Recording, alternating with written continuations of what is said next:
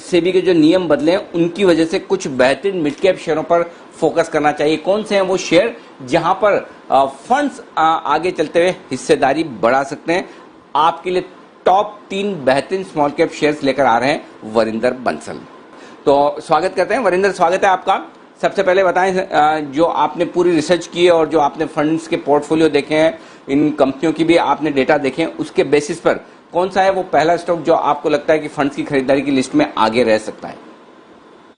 Sir, thank you so much for having me. First of all disclaimer, कि मैं या PMS don't hold any positions in the companies we be discussing. The entire exercise is done only to understand कि ये सेबी के जो सब ये changes हुए हैं उनमें से कौन से सेक्टर्स और कौन सी कंपनीज को सबसे ज्यादा बेनिफिट हो सकता है। So that's a disclaimer. Second sir, कुछ कंडीशंस लगानी बहुत जरूरी है when we talk about companies की किस कंपनी में आपको लेना चाहिए, किस कंपनी में नहीं लेना चाहिए। जैसे आप मेरे ख्याल में कल से बोल रहे हैं कि एक ही क्रक्स है कि आपको वही लेना है जिसके फंडामेंटल स्ट्रांग है, अदरवाइज नथिंग। दूसरा सर कि अच्छा ग्रुप होना चाहिए और स्ट्रांग बैलेंस शीट होना चाहिए। तीसरा बहुत जरूरी है कि एक्सपेंसिव नहीं होना चाहिए। अच्छी कंपनीज है मार्केट में लेकिन वो सब 40, 50, 60, 70 टाइम की है। चौथा इंपॉर्टेंट है सर कि म्यूचुअल फंड का ऑलरेडी होल्डिंग होना चाहिए उस नाम में। बिकॉज सर लास्ट 2 दिन में कोई भी ऐसा नहीं होगा म्यूचुअल फंड मैनेजर जो बोलेगा कि मैं कुछ नया नाम निकाल के लेता हूँ और उस कंपनी को ले लूंगा। They will always by the names जो उनके पास ऑलरेडी एग्जिस्टिंग है और जिनको ऑलरेडी बाय कर रहे हैं। चौथा, पांचवा कि उनमें ऑफकोर्स बिजनेस और अर्निंग्स को ग्रोथ होना चाहिए। तो सर मैंने जो कंपनीज देखी है ना, मैं आपको I will give the disclaimer first only, जो 8,000 करोड़ से मार्केट कैप जिसका कम है वही कंपनीज देखी है। अगर आपको 8,000 करोड़ के ऊपर जाना है देन ऑफ कोर्स बहुत सारी कंपनीज जैसे लॉरेंस, बीबीटीसी, केईसी, टाटा एलेक्सी, परसिस्टेंट, ये बहुत कंपनीज है जो अच्छी कंपनीज है जहाँ पे बाइंग भी हो रही है, all those things, right. So we will focus on only companies जहाँ पे 8,000 करोड़ से कम है। सर मेरा मानना यह है कि 2 सेक्टर्स ऐसे हैं जहां पे अंडर ओनरशिप है, इस समय बहुत ज्यादा अंडर ओनरशिप है म्यूचुअल फंड्स की और वो उसको इग्नोर नहीं कर पाएंगे। वो है फाइनेंशियल्स, चाहे वो एनबीएफसीज बोलो, चाहे वो प्राइवेट सेक्टर बैंक्स बोलो, और दूसरा है PSUs. I think these are 2 sectors जो वो क्लोजली देखेंगे जहां पे अंडर ओनरशिप है। अच्छी कंपनीज का भाव जो है वो कम से कम 40-50% अभी भी नीचे है 50 वीक हाई से। So these are 2 sectors which I will focus on. The first company I want to talk about is DCB. So DCB में सर आप देखिए, I'm sure everyone knows about DCB. It's a 100 years old bank. It's a very good bank in a weak operating environment. Sir उसका market cap आज की date में कुछ 2,500 करोड़ के आसपास है, 2,500 करोड़ पर 2,400 करोड़ के आसपास है। Sir small cap company, book value उसका 110, 115 है। So it's trading at 0.7, 0.8 times book value. कभी भी historically it has always traded at a premium to the book value. अगर आप उसके कॉस्ट ऑफ फंड्स देखेंगे, क्वार्टर क्वार्टर YoY देखेंगे, वो सब कम हुए जा रहे हैं, which is a good thing. उन्होंने नेट एनपीए लास्ट में 1.16 था, अभी 1 आ गया है, वो भी कम हो रहा है। सो उन्होंने जितना भी damage because of this Covid था, प्रोविजनिंग था, वो सारे का सारा कर लिया है। I personally think that that जितना भी बुरा हो सकता था इस बैंक के साथ बुरा हो गया, and this kind of valuations are अच्छी वैल्यूएशंस है जिसपे ट्रेड कर रहा है। आपको मालूम है कि Murali Natarajan is the MD and CEO, private sector bank से आए हुए हैं। कोटक इंस्टीट्यूशन का एक रिपोर्ट पढ़ रहा था सर, उसका टारगेट कुछ 150 के आसपास है। So a very solid bank in a weak environment. So I think one is this company sir. Okay, तो डीसीबी वो है एक बेहतरीन बैंक जहां पर बुक वैल्यू से नीचे ये स्टॉक मिल रहा है और फंड्स का फेवरेट रहा हुआ है, और यहां पर आपको अच्छी मजबूत बैलेंस शीट और अच्छे फंडामेंटल्स के दम पर फोकस करना चाहिए। अच्छे मिड कैप्स जो आप देख रहे हैं उनमें से एक डीसीबी बैंक है। दूसरा स्टॉक जो आपको पसंद हो बताएं वरिंदर। तो सर मैं वही बोल रहा था कि अगर आपको if you have to go into a larger NBFC then of course सबसे जो चीप ट्रेड कर रहा है और अच्छा कंपनी ट्रेड कर रहा है वो एम&एम फाइनेंस है इन एनबीएफसी या private sector bank. So I will not be surprise that people, if not now, आज नहीं कुछ टाइम के बाद एम&एम फाइनेंस हुआ, श्रीराम ट्रांसपोर्ट हुआ, इन एंटिटीज में भी आएंगे। दूसरा, जैसे आपने पूछा सर, एज ए सेड कि अंडर ओनरशिप किन सेक्टर्स में है, दैट हैज टू बी की थीम। तो मेरे हिसाब से जो अंडर ओनरशिप है सर वो है पीएसयूज में भी है। सो एक कंपनी है सर इंजीनियर्स इंडिया लिमिटेड। सर आप इंजीनियर्स इंडिया लिमिटेड के नंबर्स देखिए, इसका मार्केट कैप है 4,000 crore. It's small cap company. इसमें mutual fund holding already sir 15% है, चाहे वो आईसीआईसीआई हुआ, एल&टी हुआ, एसबीआई हुआ, सबके सब है।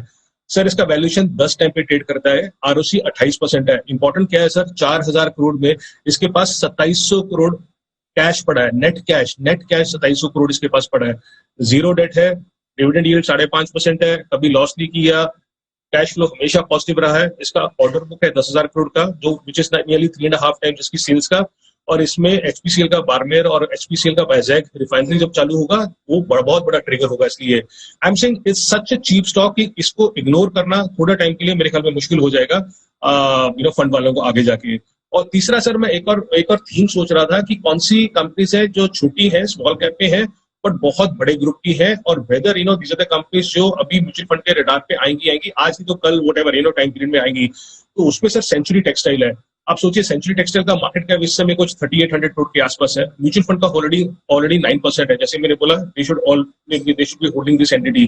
Textile, pulp and paper, real estate में है इनका प्रेजेंस है। तो पेपर और टेक्सटाइल का एबिटा सर 500 550 करोड़ एक्सपेक्टेड है। आप उसको 5 टाइम या 6 टाइम कुछ भी दीजिए तो 3000 करोड़ का वैल्यूएशन तो उसका सिर्फ पेपर, पल्प, टेक्सटाइल का बन जाता है। जो रियल एस्टेट का है उसका वैल्यूएशन अगर मैं ईबी पे भी लगाऊं तो हम आज की डेट में कुछ 1500 करोड़ का वैल्यूएशन दे रहे हैं, which is nearly 70-80% discount to the NAV. So इसमें ट्रिगर्स बहुत है। डेट 6000 करोड़ से 1400 करोड़ आ चुका ऑलरेडी। बीएनके का एक रिपोर्ट आया था जिसमें उन्होंने बोला कि हाँ भी 200 से 300 करोड़ फ्री कैश फ्लो ये जनरेट कर सकते हैं हर साल। सो अगर ये 20 रुपए ईपीएस कर गए सर तो it's trading at what 15 times earnings. So again not a cheap stock, good, very good group and all. So I think these are 2-3 companies जो इन्वेस्टर्स को हुआ या फंड मैनेजर्स को हुआ वो सब रडार पे रखेंगे। These are not expensive, good pedigree and all. So as I said, sir, मैंने ये बताया only for education purpose, but I will put a disclaimer first that disclaimer again कि me, my fund or no one owns some of these companies what we discussed.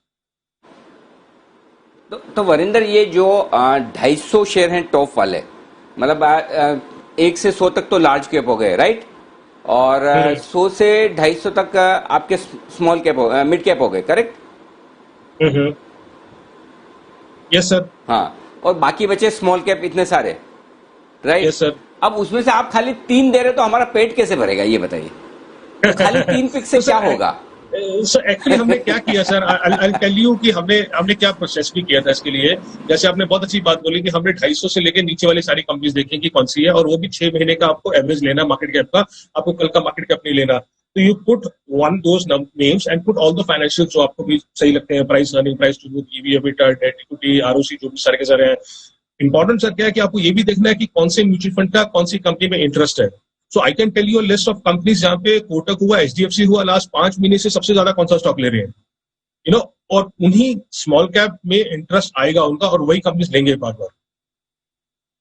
सो आपको financial के साथ साथ ऐसे में तो कुछ आपके वरिंदर, फिर तो आपकी रिसर्च का फायदा थोड़ा और मिलना चाहिए। जब अब इतनी पढ़ाई की है, 2 दिन पूरे आपने इसमें लगाए हैं, और 3 स्टॉक, मतलब ऐसा मतलब है ना, पूरा खाना खिलाने के बजाय खाली प्रसाद देके आप जा रहे हो। तो एक काम करिए, आप दिन वाले शो में एक बार फिर से आइए आज, तो क्लोजिंग वाले शो में ये मेरी रिक्वेस्ट है। तो क्लोजिंग वाले शो में प्लीज थोड़े और स्टॉक्स ऐसे बढ़िया बेहतरीन फंडामेंटल वाले निकाल कर आइए। डन? मंजूर है? आपको कौन बना करे। चलिए, कोशिश करने वालों की हार नहीं होती, और वरिंदर कोशिश करेंगे तो 3 या 30 भी निकाल सकते हैं। लेकिन हम चाहते हैं कि आपके कुछ और बेहतरीन स्टॉक्स जो आपकी रिसर्च, आपके डेटा क्रंचिंग में निकल कर आए, वो हमारे दर्शकों तक पहुंचे। क्योंकि अब क्या है कि इतने मैसेज घूम रहे हैं ना व्हाट्सएप पे, इतनी रिपोर्ट्स घूम रही हैं, जो रिपोर्ट्स घूम रहे हैं उसमें 200 स्टॉक्स हैं, और जो मैसेज घूम रहे हैं उन पर आपको भरोसा है नहीं। तो फंडामेंटली मजबूत ट्रैक रिकॉर्ड और साथ ही डेटा और वैल्यूएशन जहां पर परफेक्ट है, वो रिसर्च आपको कर देते हैं वरिंदर बंसल। और ये ऐसी रिसर्च में 3 स्टॉक और निकालें, और इन 3 स्टॉक से हमारा पेट भरने वाला है नहीं, तो कुछ और स्टॉक्स क्लोजिंग वाले शो में भी आपको वरिंदर की तरफ से मिलेंगे। बहुत बहुत शुक्रिया आपका इस बेहतरीन रिसर्च के साथ हमारे दर्शकों को ये स्टॉक्स बताने के लिए।